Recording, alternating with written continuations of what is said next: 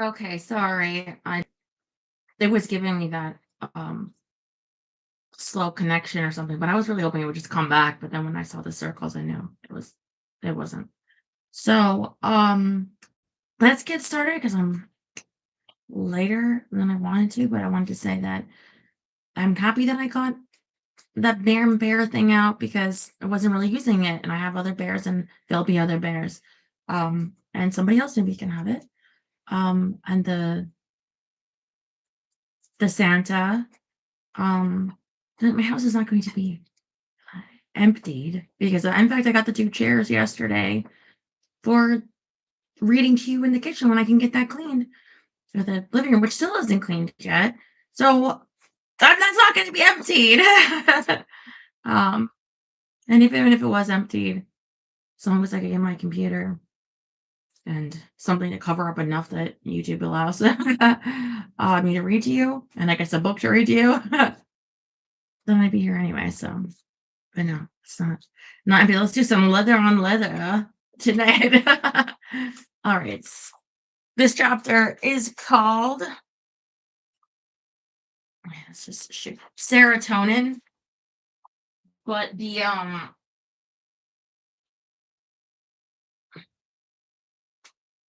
first line is on Saturday in April, um, which is this title because the other one buffered me out.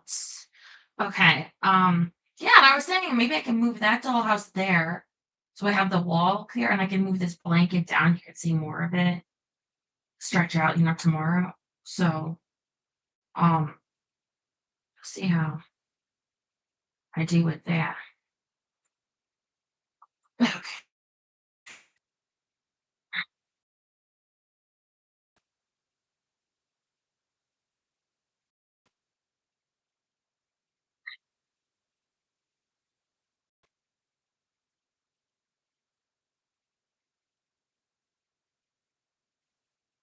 After a long night of being on call, I found myself at the edge of the Asheville Farmers Market. Oh, did I tell you tomorrow morning they're coming for the door? Um, for the mutts. So I gotta be up early for that. I really hope it's just like a 1 day thing. Um, and not, you know, too big a hassle. We'll see. But anyway, that's tomorrow. Okay. I found myself at the edge of the Asheville Farmers Market. A restless Kai buckled into the stroller in front of me. Deidre and Luya were about 100 feet away, wending their way through the crowd to retrieve kale and squash so that I wouldn't have to push the stroller into the fray. I could just see Deidre's blonde hair pausing in front of the farm and sparrow stand where a line was building for their fresh artisan bread. I thought about calling out to her, asking her to buy us a pan out chocolate, Kai's favorite, but the crowd was too thick and we'd spend the morning squabbling, so I let her go. Yes, well, I didn't say I was getting, but you know what? I appreciate why you would say that. So, uh, yes, I'll keep this one, sure. Yeah. Um, so the Asheville Farmers Market is a local institution, and it more than lives up to the city's crunchy reputation. Stand after stand of organic produce, clothing, and farm fresh eggs, all sheltered beneath a rainbow of colorful umbrellas and rusty trucks.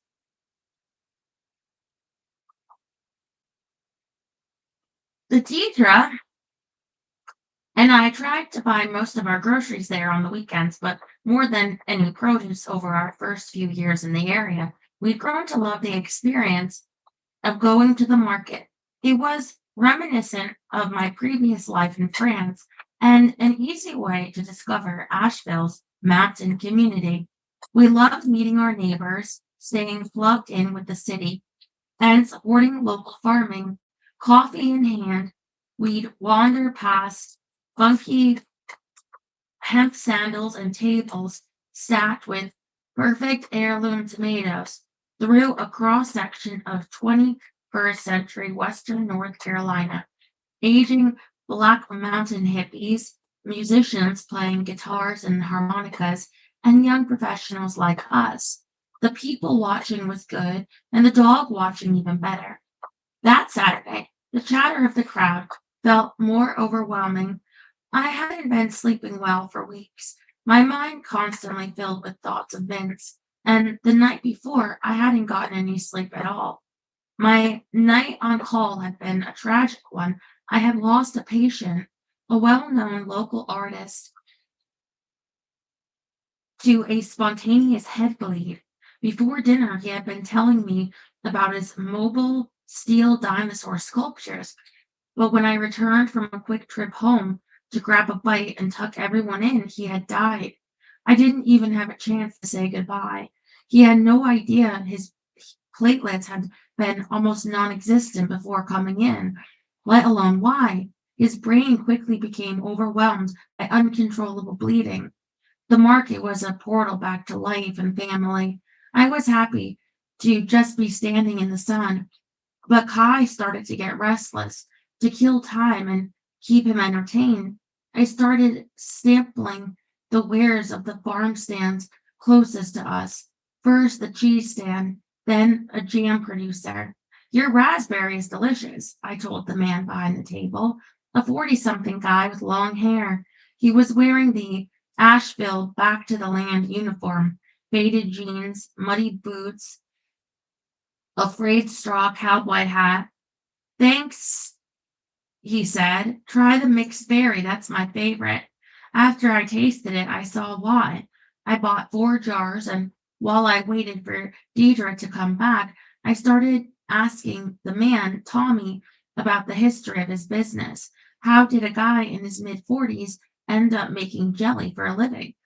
I used to be a medical assistant, he said. It kept me indoors all the time, which I didn't like. To get outside after work and make use of the wild blackberry and blueberry bushes on his property, Tommy started making jam. Sometimes he'd take jars into the clinic, and one of the doctors liked it so much he gave Tommy a loan to start a business. Nice guy, I said. Where'd you work? Out in the country, he said. Small family medicine clinic off of Cane Creek. You're kidding, I said, feeling, even as I said it, some of my ambient dread return. That's where I work. Tommy squinted, studying me like I was playing a prank on him. Just to break the silence, I asked him who the doctor was who loaned him the money, but I already knew the answer. I didn't have to tell Tommy my last name either. Still dressed in scrubs from the night before and embarrassingly still wearing my hospital badge attached to my hip, I could see that Tommy had zeroed in on my name. When he saw it, he went white as a sheet. I was wondering when I would run into you, he said. A few weeks later, I met Tommy at Sunny Point Cafe, my favorite breakfast spot. I wanted to know more about his friendship with Vince Gilmer, specifically what Vince had been like in the weeks leading up to the killing. Also, I was ecstatic to eat their huevos rancheros without having to wrangle pancakes into a 3-year-old's mouth. Sunny Point was one of Tommy's biggest wholesale customers. They carried his Berry Blast, a mix of blackberry, raspberry, and blueberry. I saw the flicker of pride on Tommy's face when his biscuit arrived with its telltale purple slather. So, what was Vince like? I asked. As a doctor, I mean. I'd already filled Tommy in about the clinic and how I'd come to work there. He'd been interested to hear about the reopening and surprised that MAHEC had taken over the clinic after everything that had happened.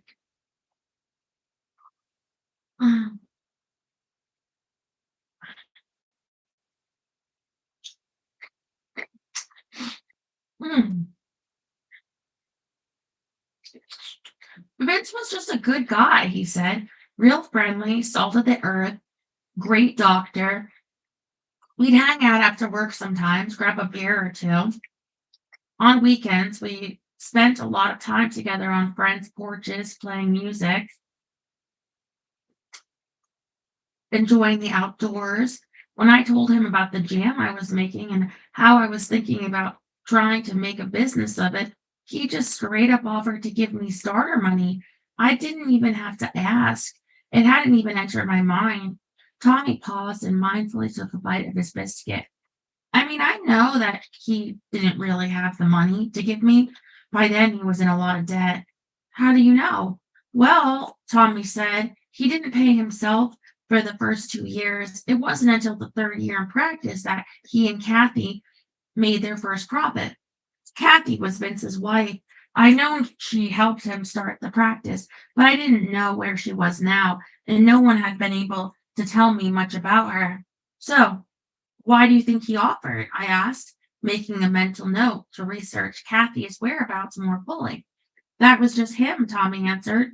He looked like he was about to say something else, but then he stopped. What? That spring, there was also something just kind of off about him, willing him to go on, but he didn't. He just sliced the piece of sausage in half, then into quarters and eighths, progressively smaller pieces that he pushed into a pile at the edge of the plate. What do you mean? I finally asked. He was, I don't know, he was more impulsive than usual. Tommy tore open a sugar packet, emptied it into his coffee, then folded the brown paper into a tiny square. He was struggling to articulate himself, and I couldn't help but think he was intentionally holding back.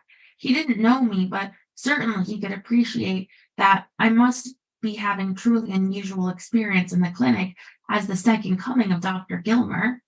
I pressed very gently. Nothing really crazy, he said.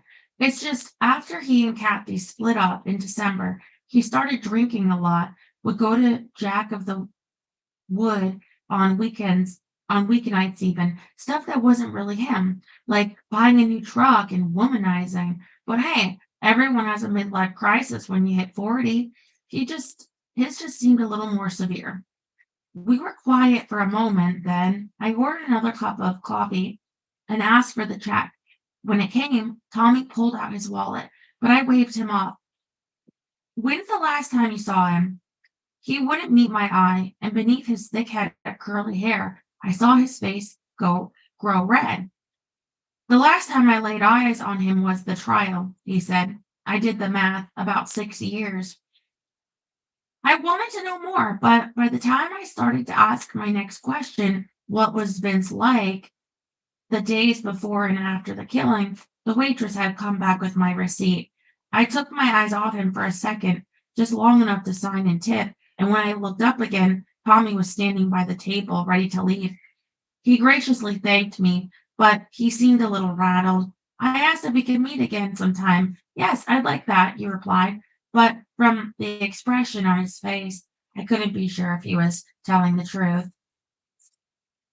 So I went back to the internet.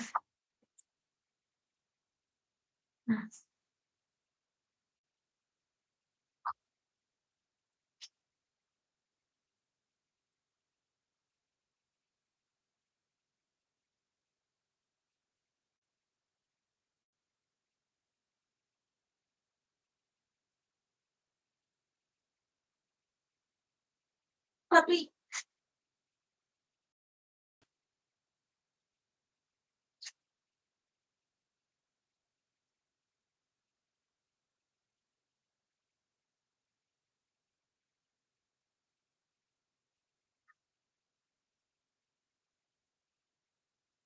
I think the point is that he didn't have a mid. You don't like murder someone because you have a midlife crisis. Hey, Jerry. Okay.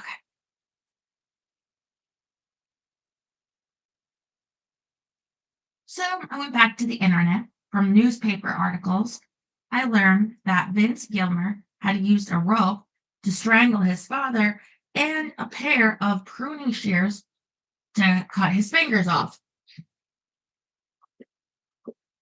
I learned that he came back to practice in the clinic for several days, was placed under house arrest. I also learned that the facility where Dalton was being treated, where Vince had picked him up the night of the killing, was one I knew well. It was Broughton, the mental hospital where I met Deidre for my first clinical rotation. Broughton Hospital was infamous, built in 1875 at the urging of pioneering mental health advocate Dorothea Dix. It was originally one of the country's most enlightened facilities for treating mental illness. When it was built, the facility was like a gorgeous chateau, 5 stories of Victorian and Greek Revival buildings, sitting on 300 acres in the foothills of the Smoky Mountains. During the early 20th century, the hospital was nearly self-sufficient, with patients raising vegetables, building roads, and working in on-site dairy. Conditions were, for the time, largely patient and community-centric. Originally named the Western North Carolina Insane Asylum, over the next 100 years, it slowly became one of the most dreaded facilities in the state. After World War II, the patient population exploded and the standard of care slipped. The greenhouses went to ruin, the dairies were abandoned. After the war, Broughton became the terminus for severe mental illness, a place many patients feared they would never leave. By the time I arrived there in 2003, as a third-year medical student, it had come to rest somewhere in between its ambitious beginnings and its fragile nadir, a place with a fascinating history that was running on managed care fumes and a limited state budget. I had fantasized that my inaugural clinical rotation would be in the emergency room. Instead, I had landed in a mental hospital. Deidre and I were ensconced in Broughton staff housing, a second-story flat on the grounds that looked like a time capsule from 1972. Dirty linoleum under our feet, cracked Formica countertops, a window unit that blew musty air and dripped water all over the carpet in the bedroom, but it was ours and our first home together. Every morning, Deidre accompanied me to work along a beautiful tree-covered walk to the locked west wing of the adolescent ward, where my patients, 13 disturbed, highly emotional adolescent girls, waited for me. In their short time on earth, these young women had already experienced more hardships and racked up more diagnoses than I could imagine. They were, in my fledgling psychiatric terms, messed up. And me, I was fresh bait to them. I bought all their stories hook, line, and sinker. Those stories still remain vivid in my mind. The young woman, a girl really, who had been in an LA gang for almost half her life and had, she confided in me one day, killed a man. The girl from Chicago, who had been abused by 3 separate sets of foster parents. The girl from Charlotte, who looked like an 8th-grade honor student, hair in a neat ponytail, a stuffed Winnie the Pooh in one arm and a book in the other, who had threatened to kill her mother. They were sweet but also volatile. Bipolar disorder and either physical or emotional trauma were the norm for these children, and almost daily one of them had to be restrained due to extreme outbursts. There was a sense of learned helplessness in them that was wholly unfamiliar to me. As a privileged middle-class kid who had been nurtured for his entire childhood at the age that I was collecting baseball cards, they were receiving their first psych diagnoses. Unlike mine, their childhoods had been fragile and dangerous, and they imagined their futures to be no different. They knew Broughton was their last refuge before going juvie, and in their minds they had already lost the game of life. Their stories wounded me During the day, I led rudimentary counseling sessions. Seroquel, Zyprexa, Abilify, Haldol, and Ativan were my first medical tools. But as time went on and the girls began to trust me, I started to understand how listening was more powerful than prescribing. Most of my patients had never had a doctor so eager to hear their stories. Of course, I wasn't a full-fledged doctor, but I found that if I allowed myself to be vulnerable with them, to be real with them, they saw me as an ally in their healing, not just an authority figure to distrust. And watching Deidre with them as she skillfully led the group through yoga poses taught me something else. There was more than one approach to mental illness. As a neurobiologist, I knew that a good deal of my patients' problems were due to brain chemistry, but as a budding physician, I was learning that healing was about far more than neurotransmitters and hormones. My patients felt ground down by life, and instead of hurling pills at them, what I really wanted was to help them lift off from their circumstances. They didn't need me or medications. They needed parents and a stable home. They needed to remember how to dream. My dream at their age was to fly. Maybe that's why, during my last week at Broughton, I told the whole floor of girls to look out the south-facing windows of their dorm room at 2:30 p.m. A field trip to nearby Burke Mountain would have been the best way for the girls to experience the excitement of flight. But there was absolutely no way anyone at Broughton was going to let me drive a bus of teenage girls with suicidal tendencies to the precipice of a mountain. So I decided I would fly to them, soaring from the mountain with my bright yellow paraglider. The plan: run off a cliff near the peak, catch a thermal, and then soar out above the grounds of Broughton, landing in a field adjacent to the hospital. It was a broadly symbolic action, and I knew it sounded crazy, like the sort of thing that might get me committed to Broughton myself. So I didn't tell my supervising doctor about it. I just drove to the top of the mountain with the glider. I had a grand vision of what would happen next. I'd soar above the verdant valley, descending in majestic swoops, the yellow wing of the glider illuminated by the sun, and my patients would see that even their straight-laced student doctor had a little crazy in him, a willingness to risk himself to inspire a brief smile on their faces. In the end, it didn't happen that way. Like so many other things in those girls' lives, the storybook ending did not arrive. Towering cumulonimbus clouds were developing as I unfolded the glider to inspect it, and the wind started blowing from the back side of the mountain. It was impossible, and 2 days went, and I was stuck under a tree at the top of the mountain, gazing down into the valley, imagining my students' faces peering up through the rain-streaked window. It was just another disappointment to add to their long list.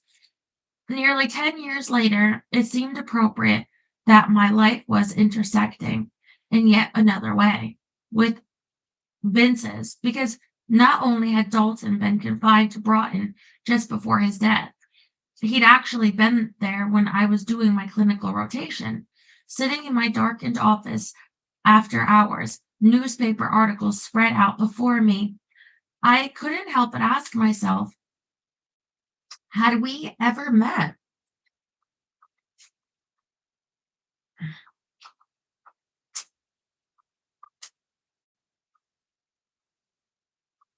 I could remember almost every square inch of Broughton's geriatric ward, and in my time there, I had spoken with nearly all of the dementia patients, but I didn't recognize the face staring at me from the newspaper articles covering Dalton's death. I learned from Terry that Dalton had been admitted to Broughton in 2002 as Vince could no longer take care of him at home. Dalton suffered from hallucinations, which were likely exacerbated by self-medicating with drugs. His behavior was often impulsive and unpredictable. The doctors at Broughton had believed that he had a form of schizophrenia, layered with a progressive dementia. I wondered again why Vince had thought it was a good idea to go canoeing with him instead of delivering him immediately to the medical care he so obviously needed. At around 6:30, just as I was wrapping up charting and emails, there was a hesitant knock on my office door. "Come in," I said without looking up. "You're still here," Laura said shyly, her purse on her arm. She had another stack of paper clip pages in her hand. "I found something else, something you should see." On the pages she handed me was a list of names, cities, and countries, along with brief, often gruesome capsule summaries. Killed wife, killed sister, killed father. At the top of the first page was a picture of a young boy and his grandfather, each holding a large fish, a bass, I think, and smiling exuberantly. The text below was sobering. Christopher Pittman, age 12, Paxil and Zoloft, known amongst the family as Pop Pop's shadow. He had always been very close to his grandfather. Shortly after being prescribed Zoloft, he shot both his grandparents dead and burned the house down. Imprisoned, he waited 3 years for trial and was then tried as an adult, a practice acceptable in the USA. Defense pleaded involuntary intoxication, preparing for the expected homicidality Zoloft link. Pfizer lawyers involved themselves early in the case with prosecution. Jury opted for a murder verdict. Ongoing appeal against the sentence lodged. "What is this?" I asked, flipping through the rest of the pages. "It's a list of people who have committed violent acts," she said, "after starting or stopping an SSRI. That's what the other Dr. Gilmer said was the reason he killed his father." I frowned. I don't remember the class on murderous medications in medical school. I continued to scour the packet, which had been compiled by a woman in Great Britain and posited a link between SSRI discontinuation syndrome and violence. Page after page, homicide after suicide, the list trudged on. People of all ages from 12 to 75, many different types of SSRIs, selective serotonin reuptake inhibitors, the most common antidepressant. Some violent acts by those who had just started taking the drugs, others following cessation. Mothers who killed their babies, young adults who indiscriminately attacked strangers, violent acts by adults who had never acted that way before. I wonder whether these stories could be verified if there was any validity to the list. A few cases had links to other sources, but most did not have any supporting evidence. Then I read page 4. Vince Gilmer, 42, antidepressant withdrawal of Fletcher, North Carolina, strangled his father and mutilated the corpse. Withdrawal from an antidepressant medication left him unable to resist the impulse to kill.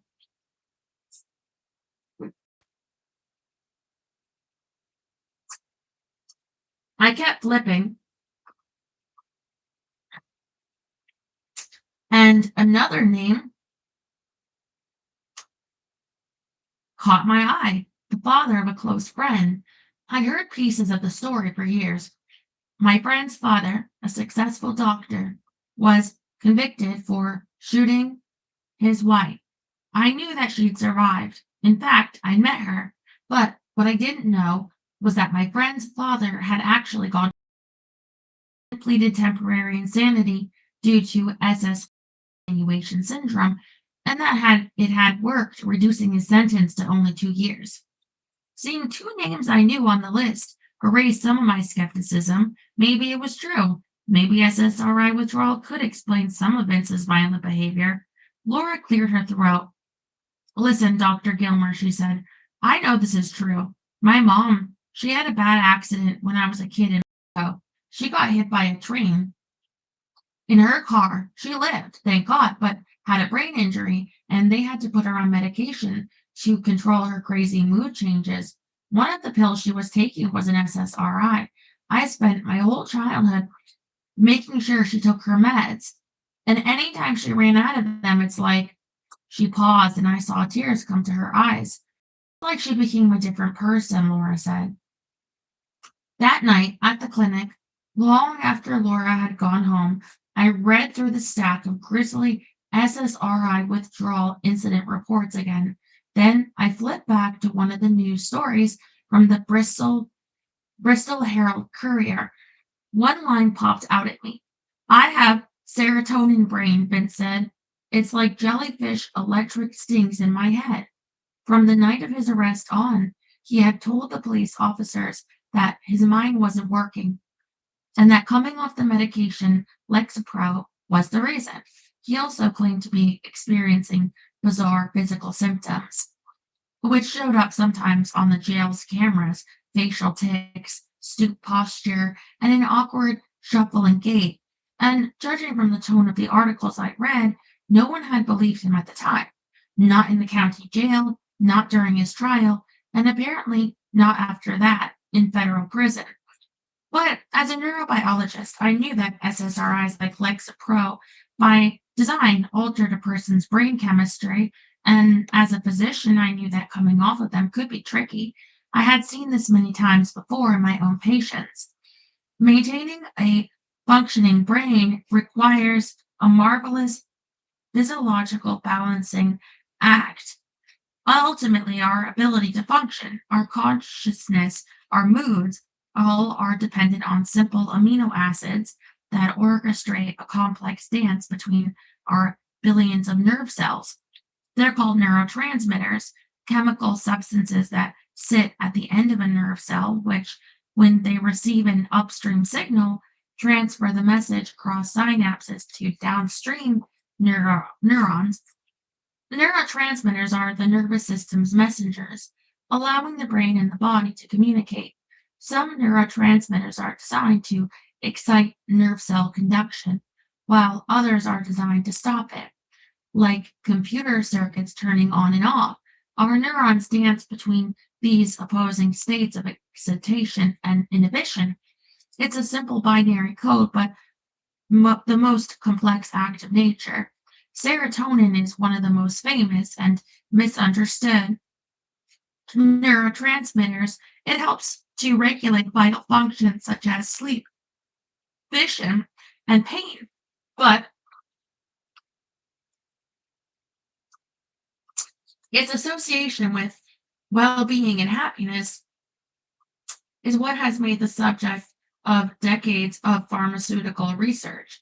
Since the late 1970s, psychotropic medications have been designed to combat depression by selectively bolstering serotonin to the brain.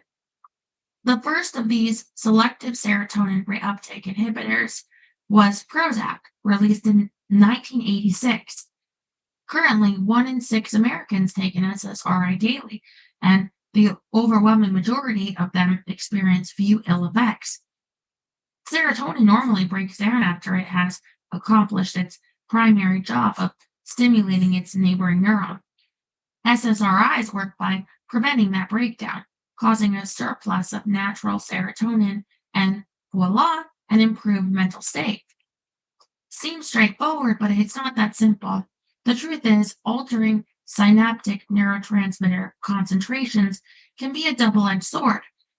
Nerve cells are designed to turn on and off very quickly, so they don't burn themselves out. That's why stimulants such as cocaine and amphetamines are so dangerous. They can overwhelm cells' ability to self-regulate, ultimately damaging or even destroying them by producing excessive amounts of another excitatory neurotransmitter, dopamine.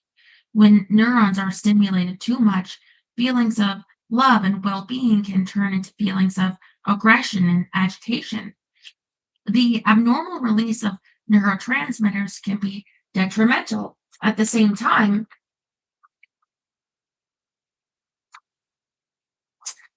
low serotonin and dopamine release, as happens in Parkinson's disease and certain forms of dementia, is not ideal either. Neurochemistry is an elegant balance.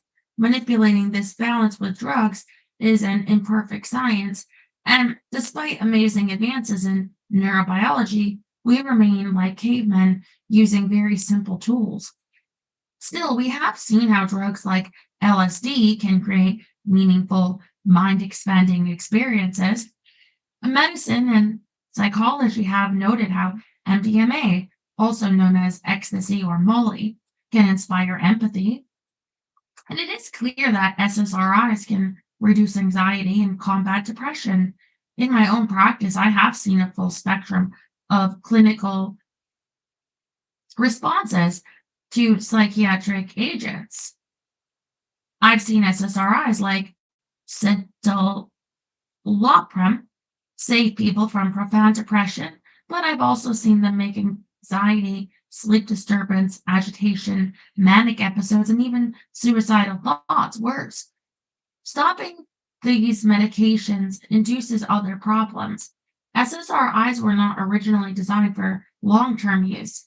In clinical trials, it was assumed that patients would use them for a period of 3 to 6 months. Nowadays, patients routinely take them for years or even decades at a time, terrified of what awaits them when they stop. Altering the mind is an unpredictable science because every brain is so unique. Everyone has their own threshold for becoming reactive, arriving at depression, or having a panic attack. One size does not fit all when thinking about the most complex biologic structure to ever exist. Our wildly different brains are what make us so brilliant, so human, but also fallible.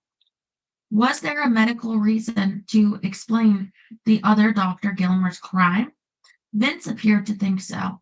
A Google search showed me that soon after his arrest, a local TV station captured video of Vince saying, "My mind is not working right. I need help." From another article about his trial, I learned that he had accumulated medical papers and other publications on serotonin discontinuation for use during his trial. But something odd about his phrasing. In the articles describing the trial, Vince Gilmore never used medical terminology. He didn't say he was suffering from serotonin discontinuation syndrome. He'd just say serotonin brain, like everyone would understand what he was talking about. He didn't say that cessation of his daily Lexapro had induced psychosis, the way a doctor would. Instead, he described a man of war in his skull. From what I could tell, he didn't call an expert witness to stand at his trial, a psychiatrist or a medical doctor to lend credence to his theory. In fact, I learned later that he hadn't even used a lawyer. He'd fired his counsel and attempted to defend himself. Why? The more I stared at that photo of the other Dr. Gilmore behind bars, the more questions I had. Was he telling the truth about his brain? Could stopping Lexapro really turn someone violent? Or was SSRI withdrawal just a convenient scapegoat, a way to minimize responsibility for his actions? If Lexapro wasn't to blame, what was? What could drive a universally beloved gentle man to brutal murder? Below all of these questions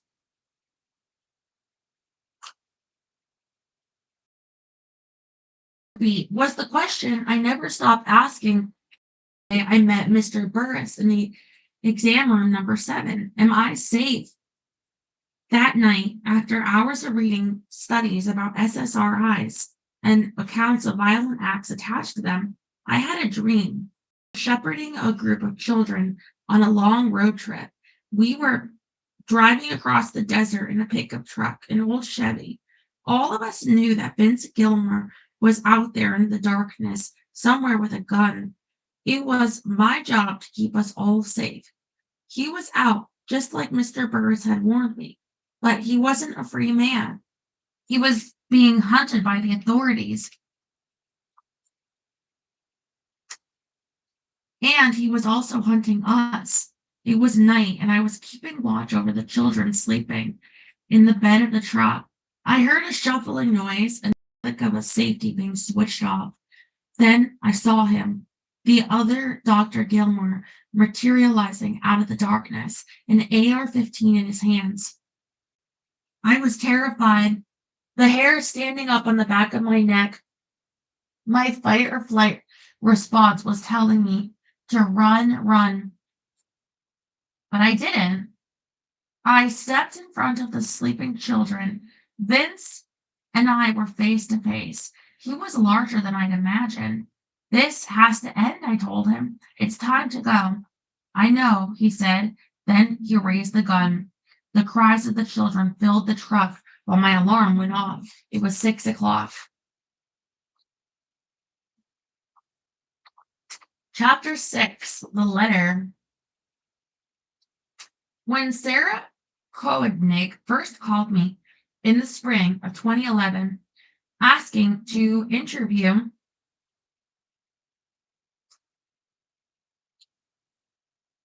me for the nationally broadcast radio show, This American Life, I told her no thanks.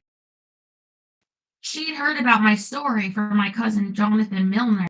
She said an old friend of hers from Winston-Salem, she thought my situation would be perfect for a 15-minute segment on coincidences. In short, offbeat tale with a gothic twist. When she called, I was in the middle of a faculty meeting and didn't recognize the Pennsylvania area code. After the nightmare about Vince, my paranoia and had shifted into overdrive. I was double-checking locks, looking in on my sleeping kids several times a night.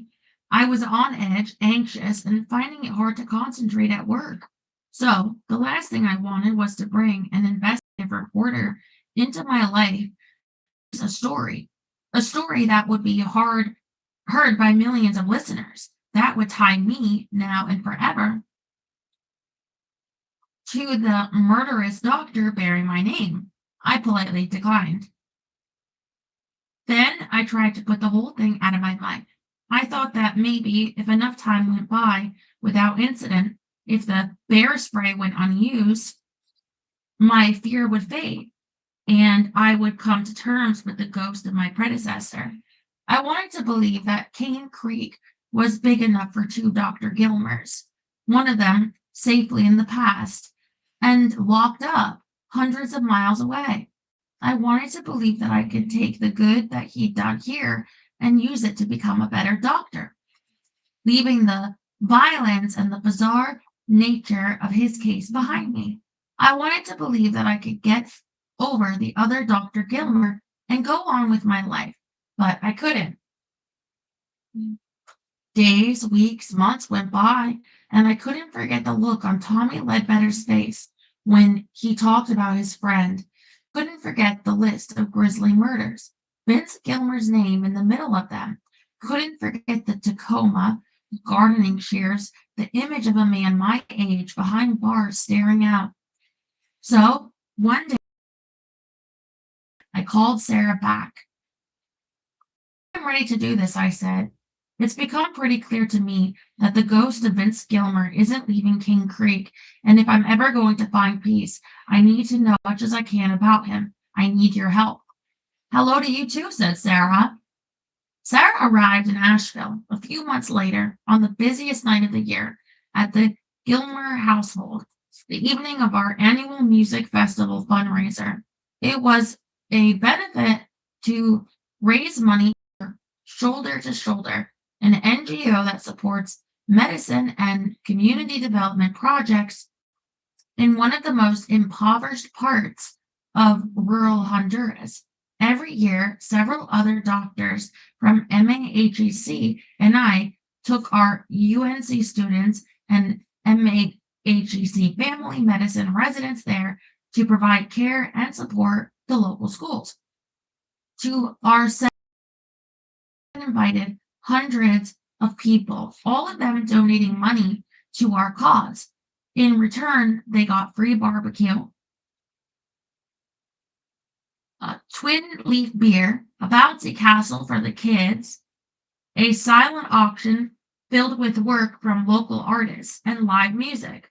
That year was special. because Sarah Lee Guthrie, Woody Guthrie's granddaughter,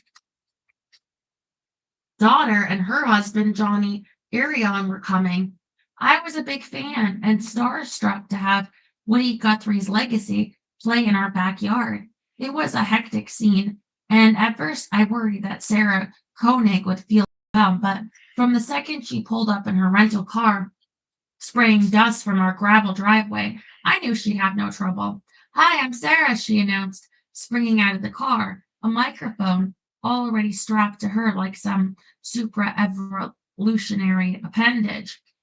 I knew nothing about Sarah besides what she sounded like on the radio, but she looked like her voice, loose fitting clothes, glasses reminiscent of my high school English teacher, a mess of black curls framing an inquisitive face. Flashing a smile, she offered me a confident handshake and exclaimed, "Nice party." I was busy for most of the night, hauling a spent keg with Dr. Coladinato, introducing Johnny and Sarah Lee to the crowd, welcoming guests, serving them drinks, and delivering my annual ask. For $100, you can provide 10 people with their chronic disease controlling medications for a year, or send a child to school who would otherwise be turned out to the fields at the age of 12.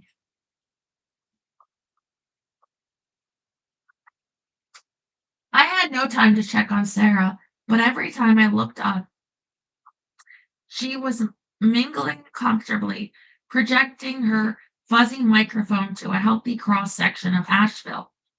She already started working when Johnny and Sarah Lee started playing their first song, Probably Gone. I sat down to reflect for a moment. We'd just come back from seeing 1,000 patients in Honduras. I was about to delve deep into the story of a violent killer. There were 200 people in my backyard, and one of them was a Peabody Award-winning journalist. In months, I felt something approaching peace, and all that commotion silenced the voices in my head, and watching Sarah circulate among my friends and family, me, a weight I'd been carrying all by myself was about to be shared. I wasn't going to just worry about Vince Gilmer anymore. I was going to do something about him. The following night, I joined Sarah in her hotel room to prepare for our week of research. I was nervous and unsure what to expect, but I had compiled a list of names and addresses of all the people I thought we should interview. Terry Worley, Tommy Ledbetter, Detective Michael Martin, whose name I found in the Bristol Herald Courier. Some part of me thought it would be like a scene from Law and Order, a bulletin board full of names, all of them linked by push pins and red string to spell out their connection to Vince Gilmer. But when I got to her room, Sarah glanced at my list, then pushed it aside. "We'll get to them soon enough. Right now, though," she said, "I just want to hear the story from you." She was fiddling with a pair of black wires attached to an electronic recorder. I realized the taping was about to begin. She asked, finger poised over the record button. I nodded somewhat tentatively. "Okay, why don't you start from the beginning?" I didn't know where the beginning was. My summer at Broughton with Dalton, getting married down the road from where Vince dumped his body, my first day at the clinic. There was no time to think it over, and I had never read the playbook on how to sound good when being interviewed for national radio. Sarah could tell I was nervous. She was smiling, urging me to get started, but there was a slight edge to her voice that let me know she was in control. "Just tell me your story," Sarah said in her common radio voice. So I did. It was awkward and halting at first, but eventually, after some encouragement and my first lesson in interviewing, be specific, I got into enough of a rhythm that I had to stand up and pace. For the next 2 hours, I recounted everything: the first days at the clinic, the encounter with Mr. Burris, the night staring out my window. I told Sarah about the SSRI withdrawal, the mounting collage of patient stories that he was a good guy, all of it. I was surprised at how emotional I was. Tears came to my eyes as I told her that something was not right. that something wasn't adding up. My voice shook. Then I was done, sweating slightly in the chair. For the first time, I noticed how cold it was in the room, how loud the buzzing air conditioning unit was. How did that feel? Sarah asked. Cathartic, I said. I never told anyone the whole story from the beginning.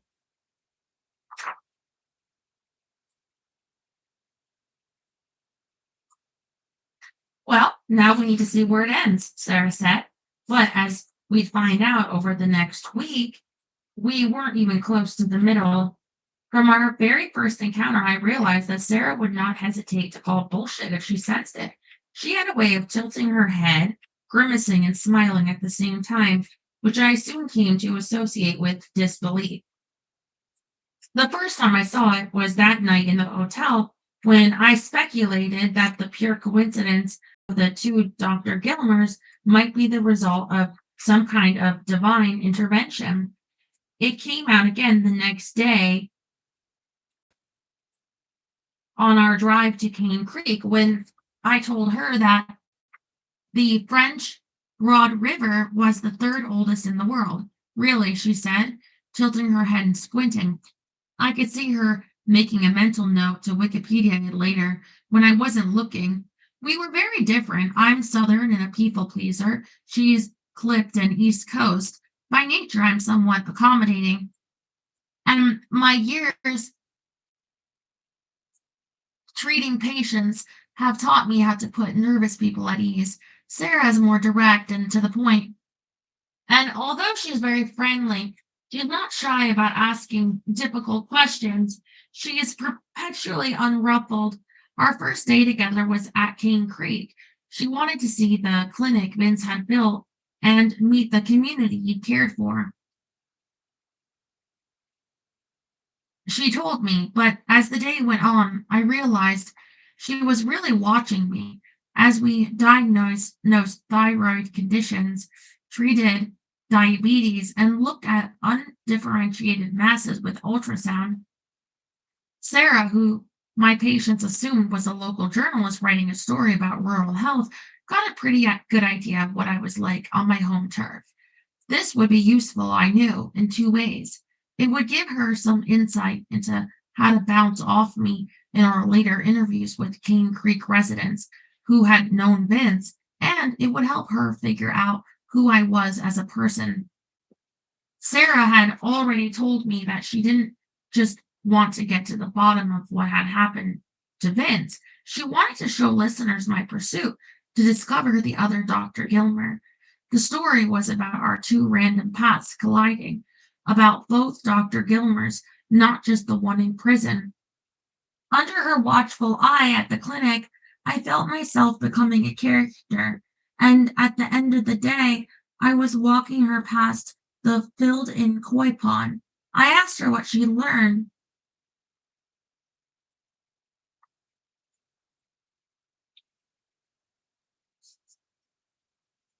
She confessed that she had no idea what primary care really was until that day, that rural medicine.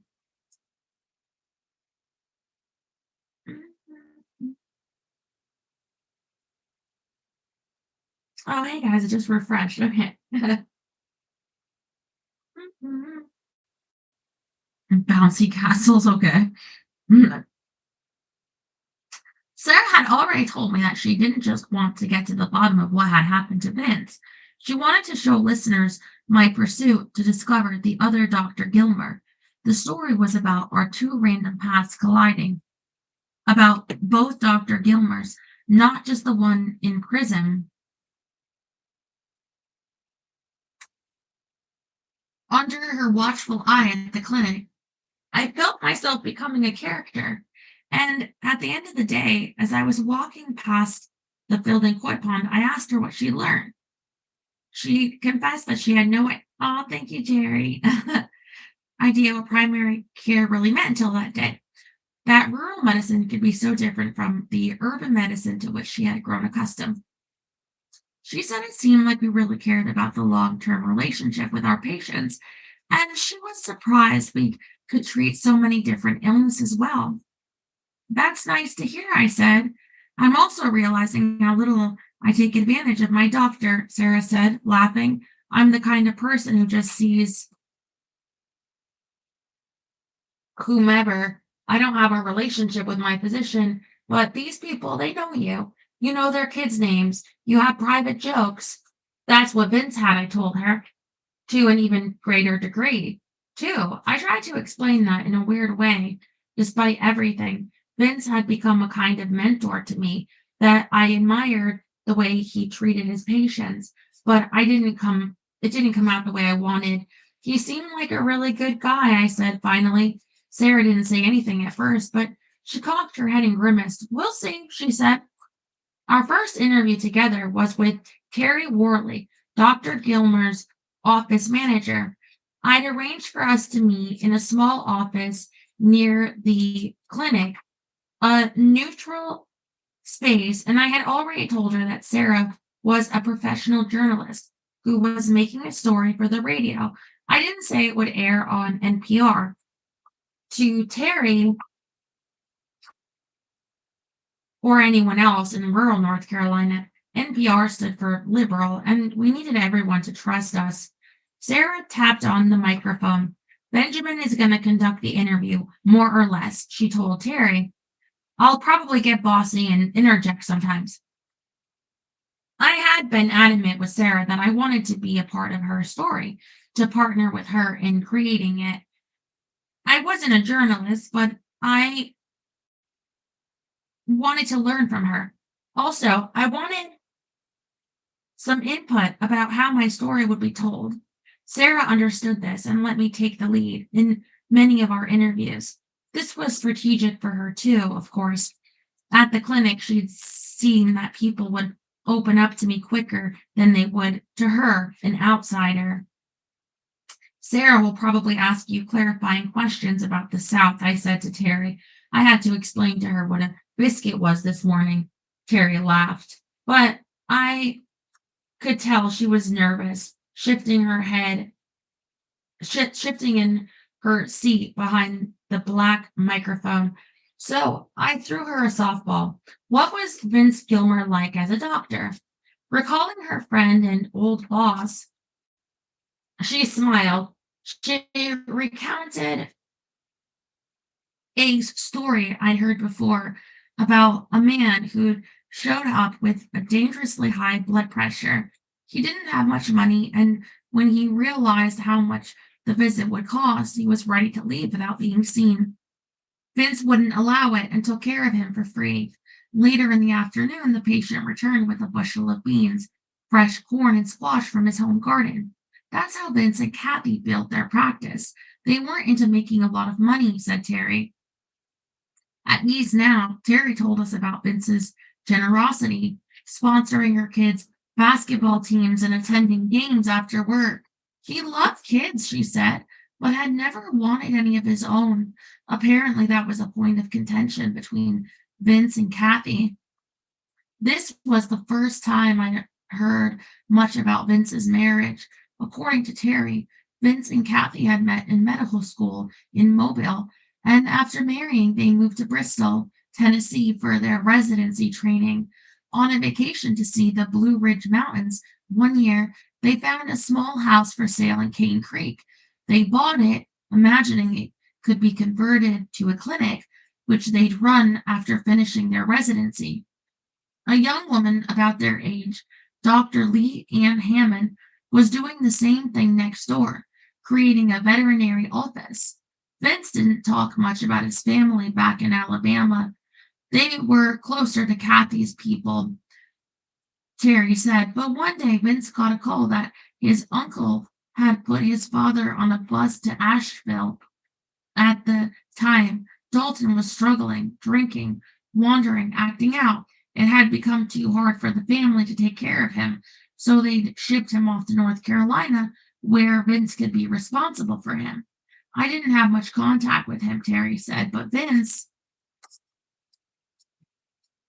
and Kathy, they'd have to go home at lunch to check on him, make sure he was okay. And one day he wasn't there. He just disappeared. They'd had to drive around for hours looking for him, and then they found him out on Highway 25, and he said he was going back home to Alabama. That's when we had the little incident. What incident? I asked. Well, they brought him back to the office and they asked me to give him his medicine, Terry said. When I tried, he slung the pills across the table at me and said I was trying to kill him. He was yelling that I was from the mafia.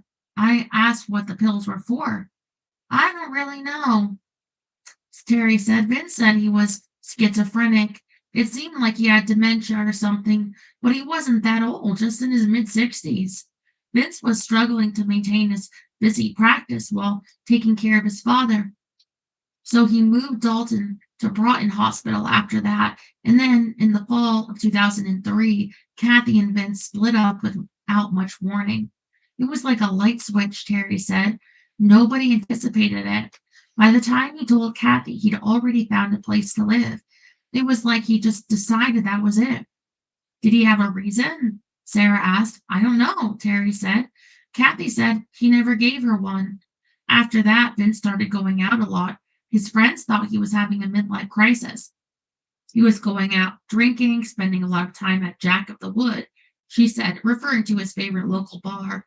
He got himself a new little girlfriend. We figured it just blew over, but it didn't blow over. It blew up.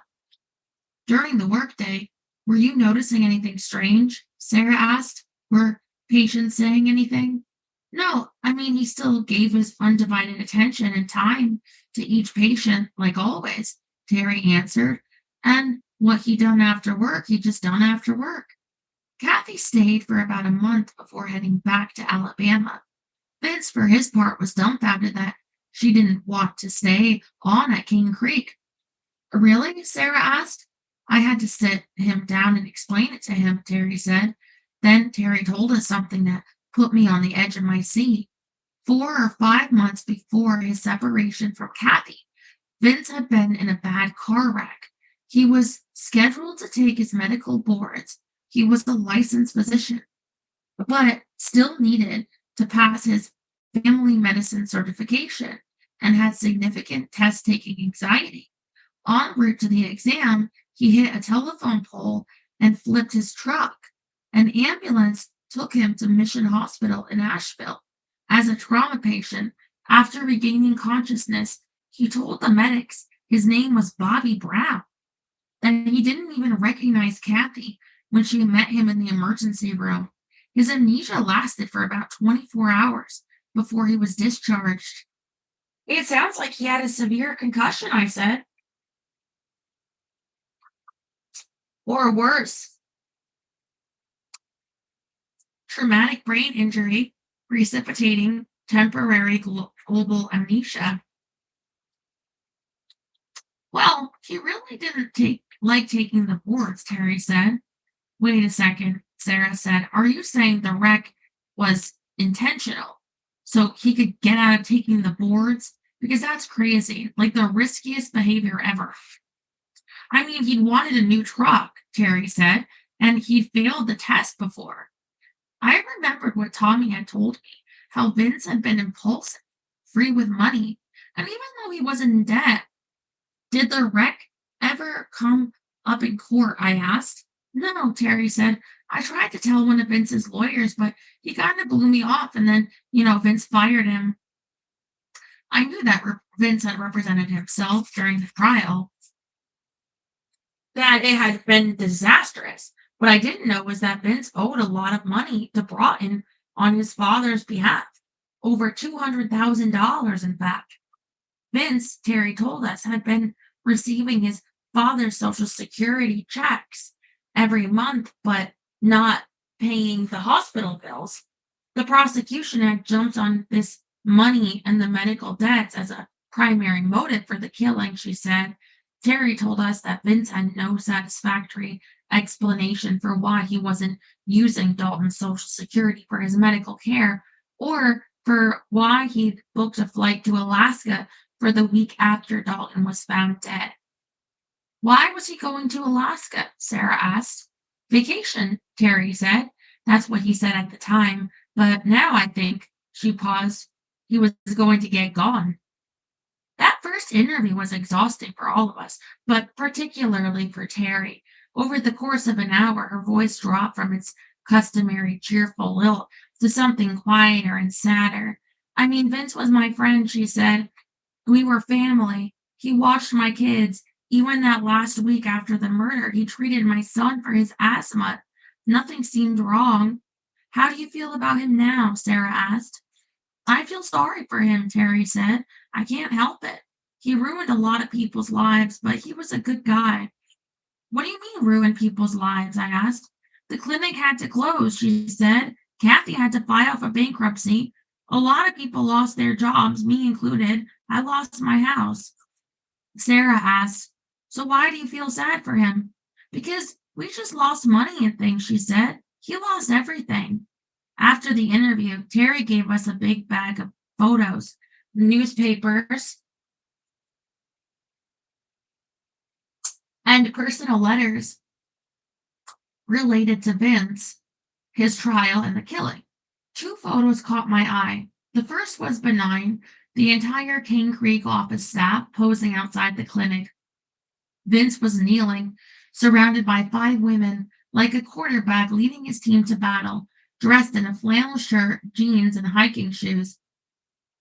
He looked like he had just been on a mountain, not in an exam room. The second was more grisly, a black and white image of Dalton Gilmer's swollen, unshaven face with bruised lips and a red halo around his neck.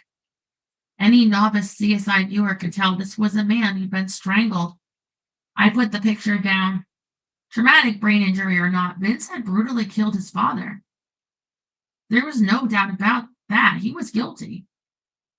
It's hard to reconcile these 2 photographs, I said to Sarah as we debriefed. The guy in the first doesn't seem like the guy who could do all of that. People snap, Sarah said, staring out the window. What I'm curious about is the in-between time. If he was one guy before the murder and one guy after it, when did the shift happen?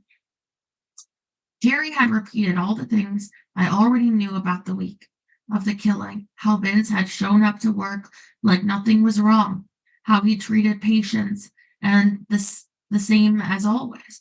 But one moment in her story was new, and it's stuck with me. On Wednesday, June 30th, 2004, 2 days after killing Dalton, Vince had taken the whole staff out to lunch at Iannucci's, an Italian restaurant not far from Cane Creek.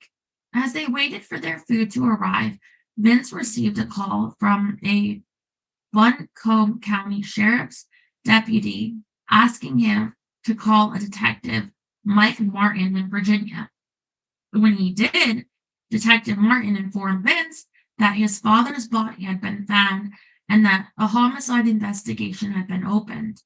At that moment, Vince handed the phone to Terry and lay down on his table's bench like a young child lying on a pew during Sunday service, resting his head in his mother's lap. Detective Martin then emailed a photo of Dalton's body to Vince's phone so he could preliminary identify the body. When it came, Terry was still holding the phone. I think this is him, but you're going to have to look, she told Vince. He looked. Yes, sir, he said into the phone. What had been going through his head in that moment? And what had happened after that to his mental state? I hoped our interview with Tommy a few days later could fill me in.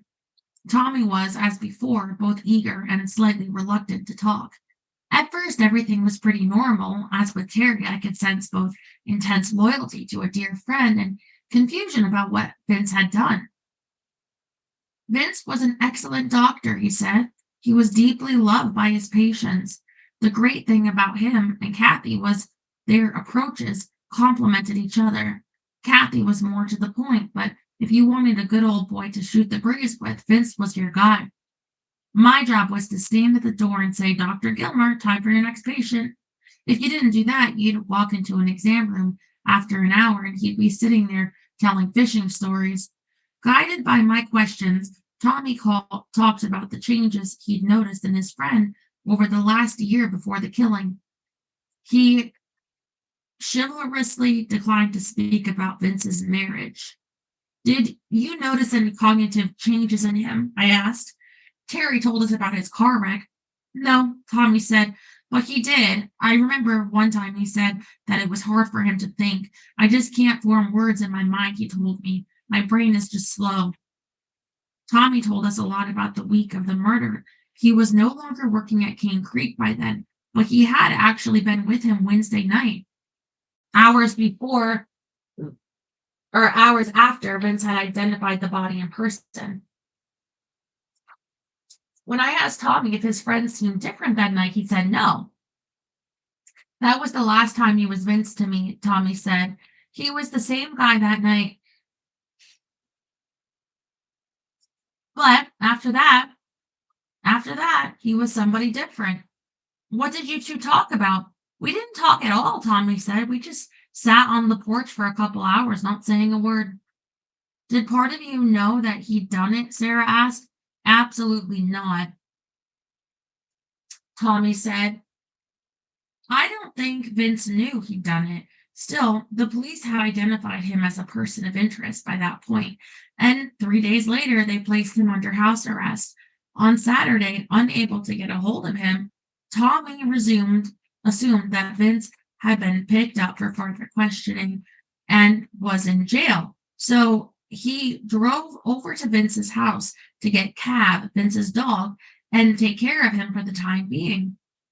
The house was empty. He would later find out that Vince had heard him coming and, thinking that Tommy was a police officer, had hid in the basement.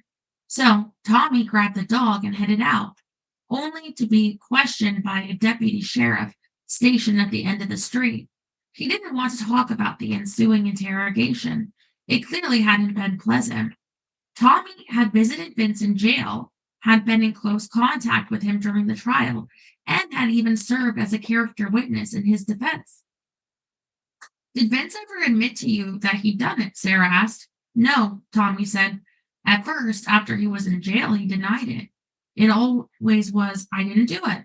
But over time, the conversations changed.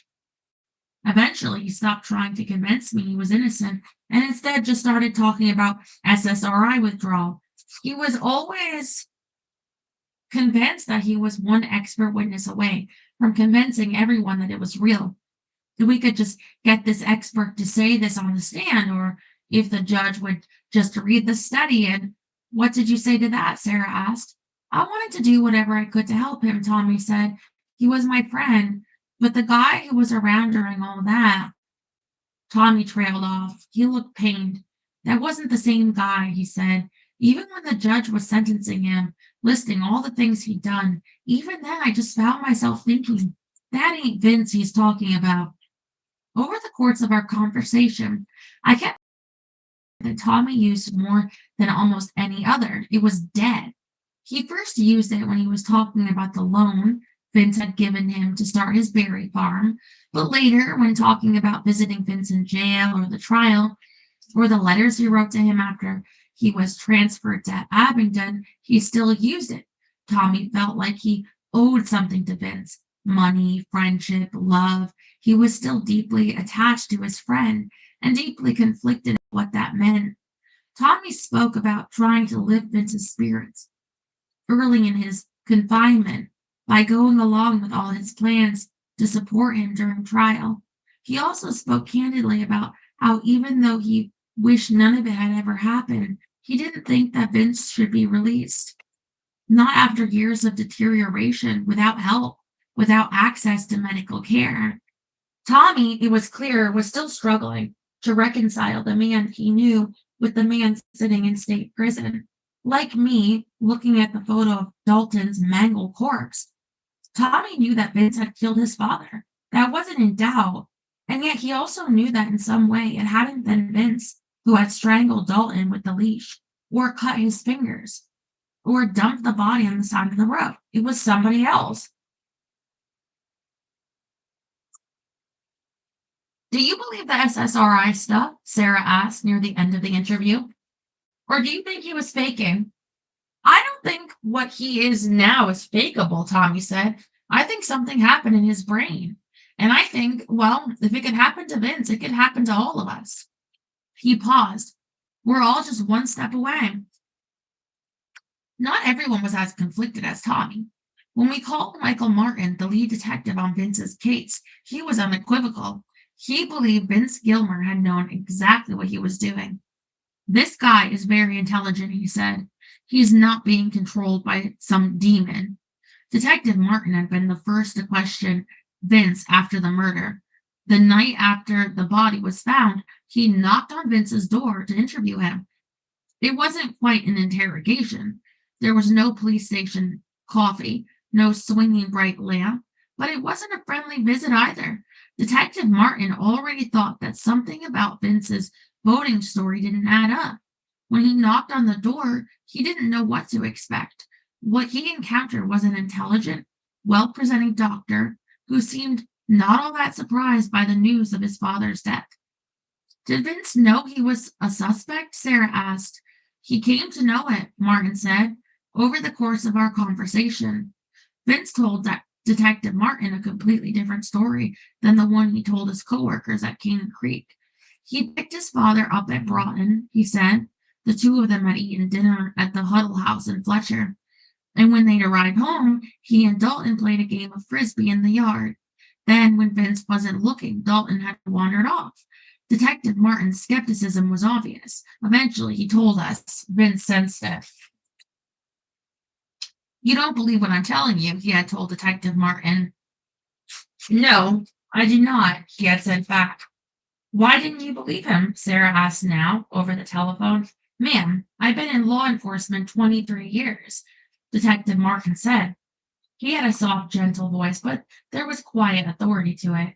There are questions people ask. Questions like, where did you find Daddy? Is Daddy dead? What happened to Daddy? When can I see him? And he didn't ask any of them. Not one. Detective Martin told us he'd known that night that Vince had killed his father. Nothing had happened afterward made any dent in his belief about Vince's culpability. He didn't see Vince as someone whose brain had betrayed him. He saw Vince as a calculating, cold-blooded killer who had planned the whole thing ahead of time. He had a financial motive and a one-way ticket to Alaska.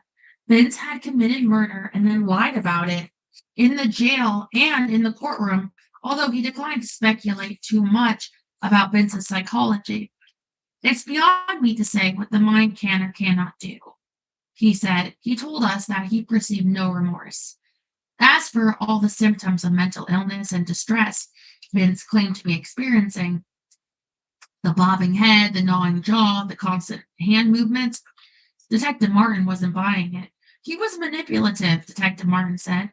At the county jail, Detective Martin and the other police officers suspected that Vince was faking his symptoms.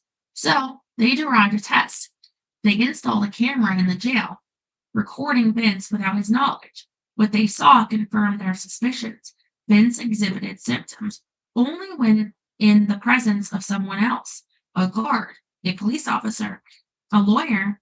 Left to his own devices, he was fine, and even played basketball with the other inmates. Detective Martin also recorded Vince's phone calls from jail and caught him saying that he was going to play the doctor card in order to receive more medical care. And Vince was observed instructing other inmates in how to exaggerate their symptoms in order to get the medication they claimed needed. Detective Martin said that he saw only one personality from Dr. Vince Gilmore, a manipulative, haughty liar who believed he could outsmart everyone. Let me just ask you straight up. Did you ever have any doubt that this was a premeditated murder? Sarah asked near the end of our interview. No, I did not, Detective Martin said, without any hesitation whatsoever. Sarah and I got a lot done that week, but it was clear by the end of it that we were nowhere close to figuring this out. The story got more complicated with every person we interviewed.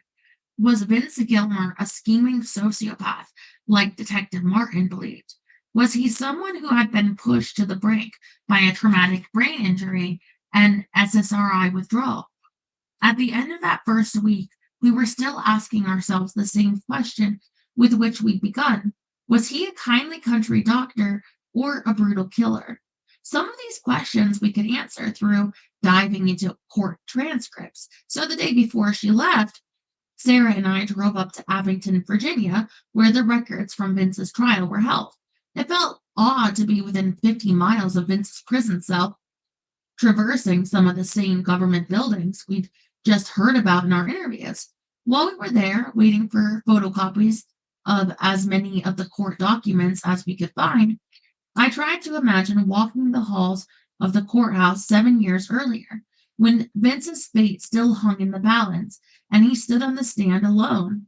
On our way back to Asheville, Sarah and I discussed our next steps.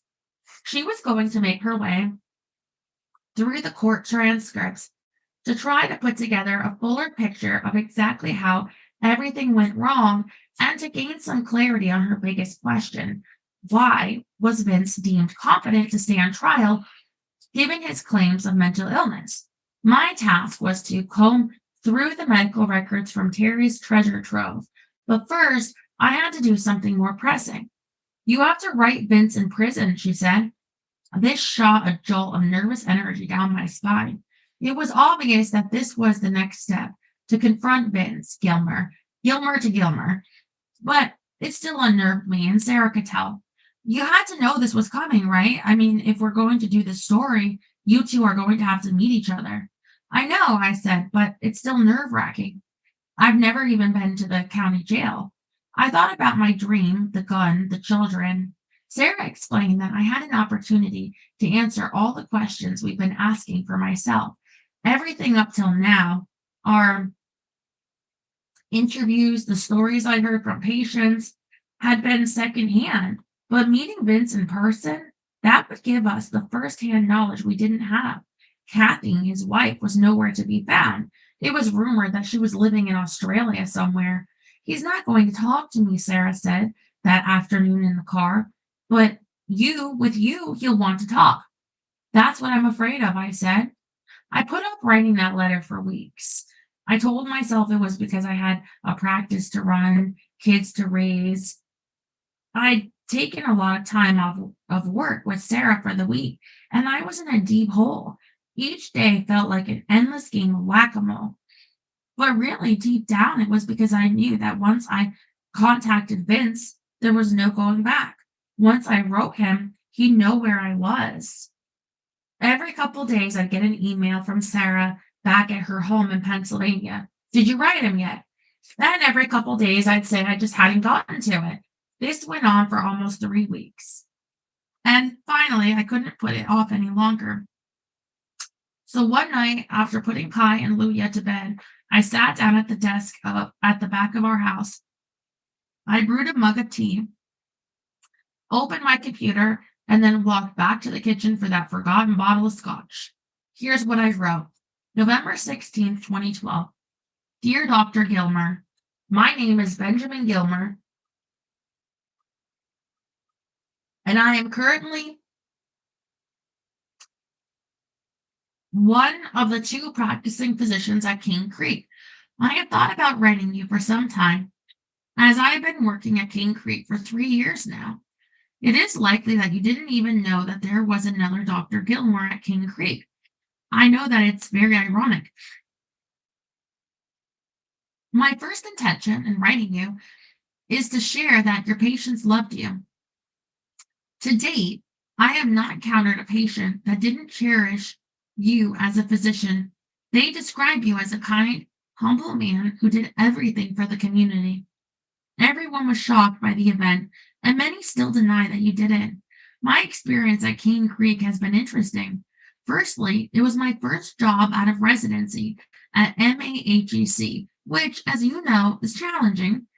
Nearly daily, I am reminded of your legacy, which has been confusing. At first, it was confusing for the patients who thought that you had returned, and then later confusing because the stories and image of you just didn't match up to newspapers or stories from the hearing. I have spoken to Tommy and Terry, and they, of course, have been affected by everything but miss you dearly. Tommy's not shared much, but tells me that you were the type of guy who would give the shirt off his back to anyone, and that you would never turn a patient away.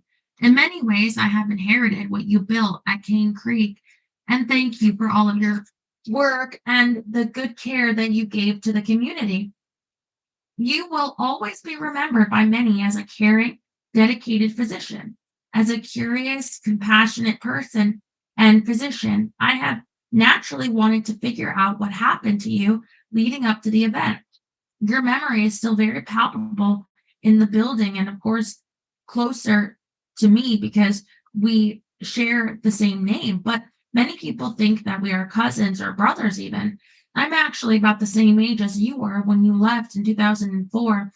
I have wanted to meet you in person, but have also been fearful of this at the same time. For several months, I was somewhat obsessed about understanding just what happened and have heard a mosaic of patient stories about you leading up to that day in June. I shelved this desire to meet you until recently when an NPR program, This American Life, asked me to tell the story about my experience walking in your footsteps. At first, I told them no and felt very uncomfortable pursuing it as a physician. I later accepted because I thought that it might help me and the community to understand the truth in an effort to heal. I felt that if I didn't pursue knowing the truth, I would be haunted by the unknowing for the rest of my personal and professional life.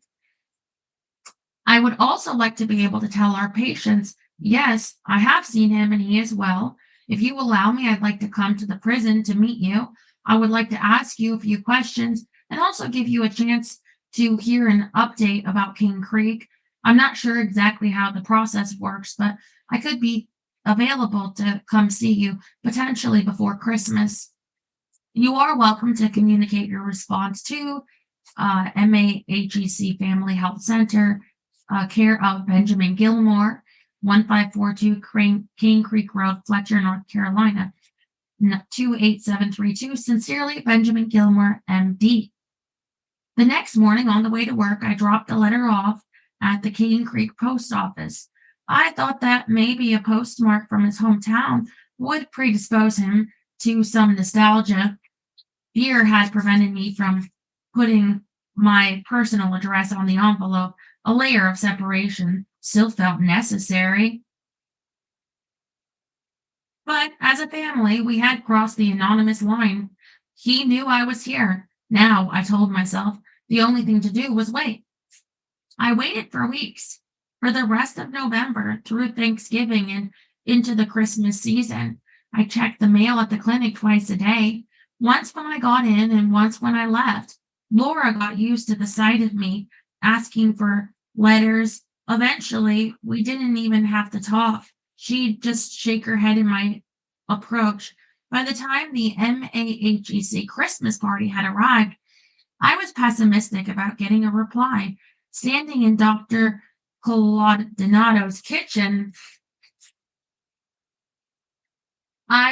eating tamales Laura had made and eyeing the second spicy margarita, Mike's holiday specialty, I tried to put Vince Gilmer out of my mind, but I couldn't concentrate, not on the discussions of that year's horrible flu season, not on the light-hearted ribbing Mike was directing at all of us. I couldn't even muster up as much excitement about my favorite annual Cane Creek Christmas tradition, the Dirty Santa gift exchange, even though I had a great gift that year. I was heading to the kitchen for more of Robin's cheesy sausage balls when Laura stepped in front of me and cleared her throat. Dr. Gilmer, it came this afternoon. I stood frozen for a moment. What? He wrote back, Laura said. The room had gone quiet. Laura handed me an envelope with my name on it, a return address of Wallens Ridge facility, Big Stone Gap, Virginia. It felt light, maybe one page. I would have preferred to open the letter at home with Deidre, but everyone had heard Laura, and now all eyes were on me. They had been waiting too. I tore open the envelope. The letter was handwritten. It was short. Dear Dr. Gilmer, it read. I know who you are. I appreciated your letter, but you have stolen everything from me. Cane Creek is still mine. When I get out of this hellhole, I will be coming after you. I will find you and you will pay. Before I could say anything, I was running for the door, headed for refuge outside in the cold air. My body was shaking. My mind was racing. I didn't feel in control of anything. Honey, wait, Deidre shouted after me, but I didn't stop. Outside, I tried to regroup. I stared at the mountain behind the house, partially lit by a waning moon. I filled my lungs with cold, clean air. The letter I had written was so carefully crafted and non threatening, I didn't understand how anyone could read it and want to hurt me. The front door opened and Deidre appeared. You okay? She asked, putting her arms around me. No, I said, my voice sounding high pitched. I just introduced myself to a murderer, and now he knows we're here, and he's not happy about it. I handed Deidre the letter, and she read it under a string of Christmas lights. Oh my God, she said. I know. He's never getting out, Deidre said, right? I didn't know for sure, but after about 10 minutes, I calmed down enough to go inside. Maybe it's time for another margarita, Deidre said. We walked back into the house together. The Christmas music had been turned down, and people were weirdly quiet. Drink in hand, I stared at the giant Christmas tree, which was covered in red ornaments and must have been at least 11 feet tall. Laura slowly inched her way over to me. Dr. Gilmer, she said, her voice trembling. We wrote that letter. It was a joke, a bad one. I'm so sorry. The color drained from my face. Before I could say anything, Mike stepped up. It wasn't just Laura, he said. It was partly my idea. We thought it would be a funny practical joke, but we really misjudged things. My bad. No hard feelings? Sure, I stammered. No hard feelings. Everyone tried to laugh it off, but I was upset and more than a little embarrassed. For me, the Christmas spirit had evaporated from the room, and I didn't see any point waiting for the gift exchange. So after a few minutes, I gathered the family, politely wished everyone Merry Christmas, and then headed for the door again. Some party, Deidre said. Once we were in the car, how could they imagine that would be okay? I asked. Deidre put her hand on my shoulder. Honey, you're the only one with skin in this game, she said. You're the only one named Gilmer. Eventually, I got over it. Mike called me to apologize again. A mortified Laura wrote me a sweet note and baked me a cake. It had just been a practical joke gone very wrong. No one involved had really understood how emotionally invested in the other Dr. Gilmer I'd become, or how afraid I was. It wasn't really their fault, or how could they understand? After about a week, I could even laugh about it. I started to believe that maybe I'd never get a reply, that I'd have to content myself with interviewing Vince Gilmer's friends and former coworkers. I could read the hundreds of pages of trial transcripts. I could contact members of his family. I could get as close as humanly possible without ever meeting the man in person. Maybe it was better that way, I reasoned. Maybe I could get some peace of mind, even if I never heard from him. By New Year's, I'd almost convinced myself, but then Vince Gilmer wrote me back. Okay, that's the end of chapter 6. We'll pick it up on chapter 7 tomorrow. And I'll let you know how it goes with the door. I'm nervous about that. I'll see if I can show you. I was hoping my electrical outlet outside would work, but I tested it today and it doesn't work, so I'll have to use one from like inside, I guess. She'll be locked up anyway. It's just I was hoping not have to be like well, it's loud. I assume it'll be, but I will let you know. I love you so much. I still have to take my tampon now. I still have the time of the month. Mwah!